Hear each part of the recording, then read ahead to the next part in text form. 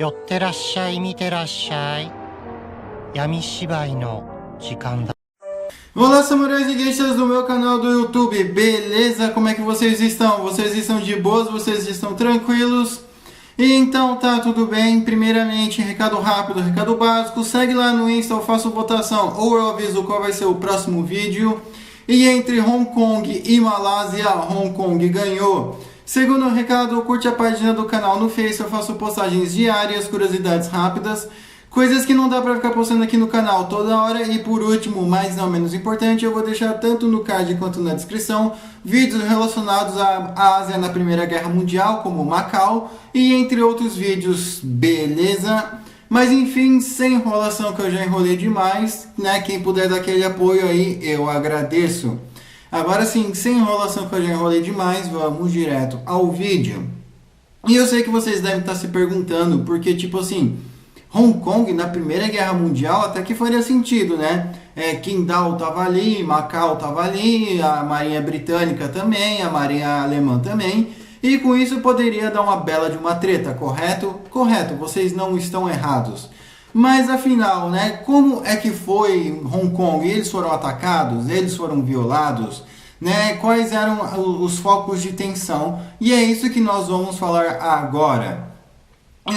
Desde 1911, a população alemã em Hong Kong era a segunda maior população ocidental, perdendo apenas aí para os ingleses, né, que os alemães contavam aí com um total aí de 342 pessoas. Mas apesar de serem poucos, né, eles basicamente dominavam a economia hongkongonesa. Não por questões de governo, coisas do tipo, mas sim porque grande parte dos comércios, bancos e tal, né, eram em sua grande maioria aí, alemãs. E isso gerava um ressentimento aí nos britânicos, porque os britânicos eles sentiam que estavam perdendo no próprio território, né, próprio bem entre aspas. Mas por mais que isso irritava os britânicos, o fato dos alemães não terem voz ativa na política, não poderem opinar em nada, meio que fazia com que os britânicos ficassem mais tranquilos. Então, esse ressentimento aí anti-alemão, anti-germânico, só foi crescendo aí ao longo dos anos, ao longo aí do tempo, até que 2 dias antes da Primeira Guerra Mundial startar, o cônsul alemão acaba recebendo um telefonema do governador britânico de Hong Kong, do qual o mesmo diz que ele lamentava, né, que os países estavam se desentendendo, porém que as relações entre a Alemanha e os civis alemães em Hong Kong, eles não seriam afetados pela guerra e seriam tratados como civis, né, contanto que não houvesse conspiração, não houvesse tumulto ou revolta ou coisas do tipo. Então eles meio que ficaram na boa, eles opa, beleza e tal, concordo, né, você vai cuidar dos meus, mas se os meus aprontar, vão ser punidos não por serem alemães, mas pelas atitudes. Até então, até esse início, parece tudo bacana, parece que as coisas deram certo.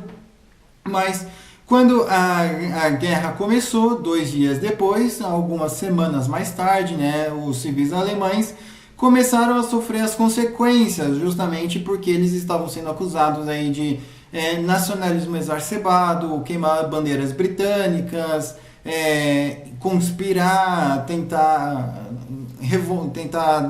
uma revolta, tudo aí que o governador usou, né? Curiosamente, né? O que ele falou aconteceu, né? Nossa, mas que curioso isso, né? Só que, e os alemães que tinham dinheiro, como é que ficavam? Esses alemães aí que tinham dinheiro, que eram donos de empresa, banco, coisa do tipo, eles até tinham uma certa regalia, eles podiam transitar livremente por Hong Kong, não poderiam deixar Hong Kong, mas eles tinham que se apresentar na polícia pelo menos 2 vezes por dia, antes de entrar no trabalho e depois de sair do trabalho. Então, eles seguiam essa norma, só que no dia 28 de agosto, ainda de 1914, não sobrou nem nada para esses alemães, né? Porque esses alemães basicamente foram presos, literalmente foram presos. Então, a Inglaterra, né, temendo uma revolta interna, eles acabam convocando aí 3 batalhões de infantaria, um batalhão britânico e 2 batalhões indianos, totalizando 4.000 soldados. E não só isso, né, mas os voluntários começaram a aparecer, que era um total aí de 500 chineses, né, enviados aí por senhores da guerra, por isso do uniforme, e outros milhares de chineses enviados aí, né, para fazer a mão de obra, no sentido de cavar trincheira, retirar a mina, limpar a arma, carregar munição, carregar a arma. E esses aí foram levados para Hong Kong, e de Hong Kong eles foram levados tanto para a França quanto para Mesopotâmia, sim, exótico, Mesopotâmia. Mas beleza, né? Até então a China era neutra, mas apenas enviou uma logística aí, né? Só para ganhar um dinheirinho, um reconhecimento aí e tal. E tinha um outro porém. A Marinha Britânica temia a Marinha Alemã na Ásia, porque eles tinham informação que a grande frota, o mais pesado aí da Marinha Alemã, não estava em Qingdao, então eles não poderiam mandar um ataque ali direto. E com isso eles ficaram assustados e por mais que Hong Kong estivesse bem protegido com alguns cruzadores, alguns submarinos, eles ainda temiam, né? Porque a marinha alemã era forte na Ásia, diferente aí da marinha de Hong Kong, que era sucateada. Então eles ficaram com medo. Mais uma coisa que aliviou para eles é que em dezembro de 1914 o Japão entra na guerra ao lado aí da Tríplice Entente. E com isso, o Japão e a Inglaterra, né, o Reino Unido, eles fazem uma guerra, né, uma batalha anglo-japonesa contra a marinha alemã, e eles acabam aí afundando aí, basicamente o grosso da marinha alemã na Ásia. E isso faz com que a Inglaterra fique mais tranquila em Hong Kong. Só que também tinha um outro fato aí que estava começando a assustar Hong Kong, que era a China. Sim, justamente a China, pelo fato, né, de que eles temiam que os chineses, né, que fugiram, porque em 1914 ninguém queria lutar. Tanto é que o único número de pessoas voluntárias que foram se alistar por vontade própria em toda Hong Kong foi de apenas 47 pessoas. Pois é, quase nada. Mas, enfim, então eles ficaram ali e no início de 1915, né, devido a esse déficit aí de soldados das colônias, principalmente em Hong Kong, a Inglaterra começou a intensificar uma política aí de alistamento obrigatório para todo cidadão hongkongonês, tendo ele olho puxado ou olho azul. E então isso fez com que 60 mil chineses fugissem, e outros britânicos aí, comerciantes, empresários, os engomadinhos também acabassem aí fugindo aí de Hong Kong, enfim. E isso assustou a Inglaterra em 1915, porque, peraí, 60 mil chineses fugiram. Esses 60 mil chineses podem ser nacionalistas, tentar uma revolta. Então, com isso, eles implantaram ali, né, uma trincheira, trincheiras ali perto da fronteira, metralhadoras, soldados ali de sentinelas, né, vigiando a China, temendo que a China fosse fazer uma invasão por terra ali para tentar recuperar Hong Kong. E as tensões só aumentavam, né, principalmente por causa aí dos senhores da guerra e do confronto aí com Sun Yat-sen.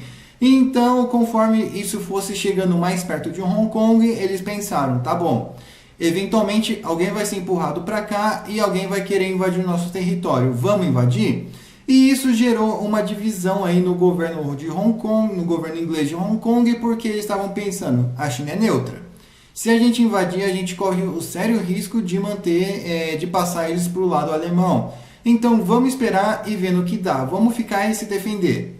E beleza, né? A partir desse momento as tensões aí foram aumentando, até que em 1917 as tensões entre a Inglaterra e a China diminuíram, pois a China também acabou declarando guerra à Alemanha, entrando de fato aí ao lado aí da Tríplice Entente. Só que tem um pequeno porém, se a gente retornar um pouquinho, em 1915 teve um movimento nacionalista indiano em Singapura que muita gente aí foi colocado para dormir, se é que vocês me entendem. Então, só que a preocupação da Inglaterra naquele momento era a China, porque a China era um gigante que não tinha um lado definido. Então, os indianos até então... Só que em 1917, os indianos de Hong Kong já estavam sabendo dos indianos de Singapura. E a Inglaterra estava temendo que isso fosse uma conspiração indo-germânica, que de fato algumas ocorreram, mas não foi o caso de Singapura. Então isso fez com que os indianos fossem o novo foco aí de vigilância dos britânicos em Hong Kong. Só que isso também não aconteceu, não deu em nada.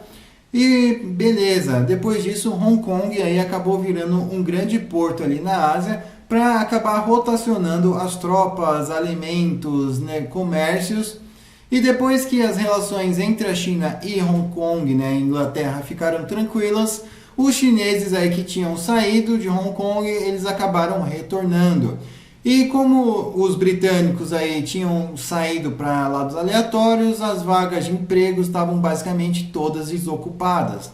Então os chineses conseguiram assumir grandes destaques na área econômica e com isso trazendo família, aumentando mais a população chinesa em Hong Kong.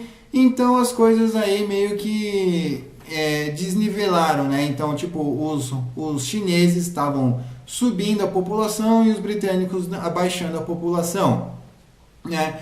Mas também depois disso, ainda em 1918, já com o final da Primeira Guerra Mundial, Hong Kong ainda foi útil, né? Pois foi um porto onde eles estavam reunindo tropas chinesas, japonesas, americanas, australianas, sul-africanas, né, justamente para enviar essas tropas para lutar contra os bolcheviques na Rússia ainda em 1918 e em 1919 Hong Kong, a Inglaterra acaba assumindo ainda mais, né, a segurança de Hong Kong, porque eles pensaram que se teve uma primeira, provavelmente vai ter uma segunda e se a gente escapou ileso na primeira, talvez numa próxima pancadaria a gente não escape. Mas o inimigo que eles estavam temendo não era a Alemanha, era o Japão, porque eles estavam vendo que a marinha japonesa estava forte e eles também temiam, né, que eventualmente a China fosse se unificar, fosse ter um movimento nacionalista muito forte. Então eles estavam investindo pesadamente na segurança, né? Que isso acabou com a invasão japonesa em Hong Kong na Segunda Guerra Mundial, mas isso a gente deixa para o próximo vídeo. Beleza? Enfim, espero que vocês tenham gostado desse vídeo. Não se esqueça de curtir, compartilhar, se inscrever. Vejam os vídeos tanto do card quanto da descrição. Quem puder dar aquele apoio também eu agradeço. Me siga no Insta e nas minhas outras redes sociais. Eu vou estar deixando o link aqui na descrição. Beleza? Conto com vocês lá para as votações das lives no TikTok e dos temas aqui no YouTube. Tranquilo? Enfim, falou e fui!